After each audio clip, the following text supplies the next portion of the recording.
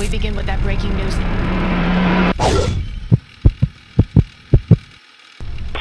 Joe Matheny. Joseph Matheny. অন্ধকারে ভরা পৃথিবীর এমন কিছু গল্প আছে যা মানুষের মনকে আজীবন তাড়িয়ে বেড়ায়। এগুলি কেবল অপরাধের গল্প নয়, এগুলি মানুষের ভেতরের পশুত্বের চূড়ান্ত বহিঃপ্রকাশ। এমনই এক ভয়ঙ্কর কাহিনী হল জো মেথিনি নামের এক সিরিয়াল কিলারের জীবনকথা। আমেরিকার বল্টিমোর শহরে বসবাসকারী এই মানুষটি তার অপরাধের জন্য আজও ভয় আর ঘৃণার প্রতীক। তার নাম উচ্চারণ করলেই শীতল স্রোত বয়ে যায় শরীর জুড়ে। জো মেথিনি একজন সিরিয়াল কিলার, একজন নরখাদক এবং একজন মানুষ যে মৃত্যুর পরেও আতঙ্ক ছড়াতে সক্ষম। আজ আমরা নেমে যাচ্ছি তার জীবনের গভীরে। একে একে আমরা দেখব কিভাবে একটি শিশু অবহেলা আর দারিদ্র্যের মধ্যে বেড়ে উঠে পরিণত হল এক নৃশংস খুনিতে। জো মেথিনি জন্মগ্রহণ করেন 1955 সালে মেরিল্যান্ডে। ছোটবেলায় তার পরিবার ভেঙে যায়। তার বাবা মারা যান যখন সে ছিল মাত্র 6 বছরের। মা ছিলেন শ্রমজীবী নারী। সন্তানদের বড় করতে গিয়ে তার সময় বা মনোযোগ জোর দিকে খুব একটা ছিল না। ফলে ছোট থেকেই জো ছিল একা, অবহেলিত আর মানসিকভাবে অস্থির। শৈশবের সেই অভাব আর বঞ্চনা তার মনে জন্ম দেয় এক অন্ধকার শূন্যতার। কৈশোরে পৌঁছেই জো মাদকাসক্ত হতে শুরু করে। অ্যালকোহল, হেরোইন আর নানা ধরনের ড্রাগ তার দৈনন্দিন জীবনের অংশ হয়ে যায়। একসময় সেনাবাহিনীতে যোগ দিলেও তার শৃঙ্খলাবদ্ধ থাকা সম্ভব হয়নি। ভিয়েতনাম যুদ্ধে পাঠানো হয়েছিল বলে অনেকেই দাবি করেছেন, যদিও তা নিশ্চিত নয়। তবে সত্য হল, মাদক আর সহিংসতা তখনই তার জীবনের স্থায়ী সঙ্গী হয়ে ওঠে। 80-র দশকের শেষে থেকে 90-এর দশকে জো মেথিনি বাল্টিমোরের রাস্তায় পরিচিত এক চেহারা। গৃহহীন মানুষ, মাদকাসক্ত নারী আর পতিতাদের সঙ্গে তার নিয়মিত যোগাযোগ ছিল। প্রথম দিকে সে ড্রাগের মাধ্যমে তাদের টানত, তারপর শুরু হতো তার ভয়ঙ্কর খেলা। সে দাবি করে একসময় তার স্ত্রী সন্তান নিয়ে চলে যাওয়ায় তার মধ্যে প্রতিশোধের আগুন জ্বলে ওঠে, আর সেই আগুনেই সে পরিণত হয় এক নৃশংস হত্যাকারীতে। 1994 সালের দিকে শুরু হয় তার হত্যাযজ্ঞ। সে গৃহহীন মানুষদের আড্ডাখানায় যেত, মাদক দিয়ে তাদের টানত এবং প্রলোভন দেখিয়ে নির্জন স্থানে নিয়ে গিয়ে হত্যা করত। অনেক সময় সে তার শিকারকে কেটে টুকরো টুকরো করে ফেলত।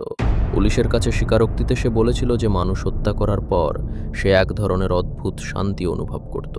তার অপরাধের সবচেয়ে ভয়ঙ্কর দিক ছিল মানুষের মাংস নিয়ে তার কার্যকলাপ। জো মেথিনি স্বীকার করে যে সে তার কিছু শিকারকে হত্যা করার পর তাদের মাংস সংরক্ষণ করত।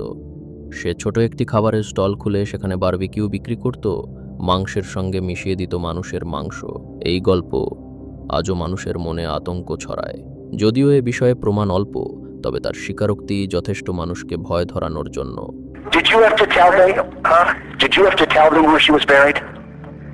Yeah, I had to, because where all my victims are, I would dig a shallow grave. And bury them. And when you bury them down there, you always have a bag of lime. You know what lime is? I do. It deepens. শিকারদের অধিকাংশ ছিলেন নারী। তারা ছিলেন সমাজের প্রান্তিক মানুষ, যাদের নিখোঁজ হওয়া অনেক সময় কেউ খেয়াল করত না। এই কারণেই জো এতদিন ধরা পড়েনি। পুলিশের ধারণা জো অন্তত 10 জনকে হত্যা করেছে, যদিও সে নিজে স্বীকার করেছিল আরও বেশি। 1996 সালে অবশেষে পুলিশ তার নাগালে আসে।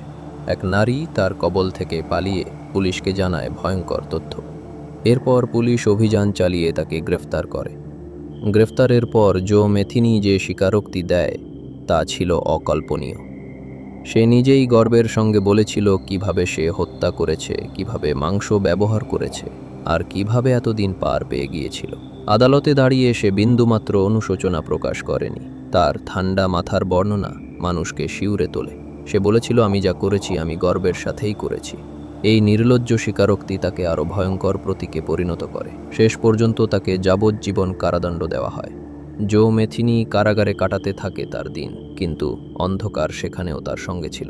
2017 সালের আগস্টে কারাগারের ভেতরে তাকে মৃত অবস্থায় পাওয়া যায়। তার মৃত্যু ছিল রহস্যময়, তবে ধারণা করা হয় এটি স্বাভাবিক মৃত্যু। কিন্তু মানুষ ভাবে একজন শয়তান যখন মারা যায় তখনও তার ছায়া অন্ধকারে থেকে যায়।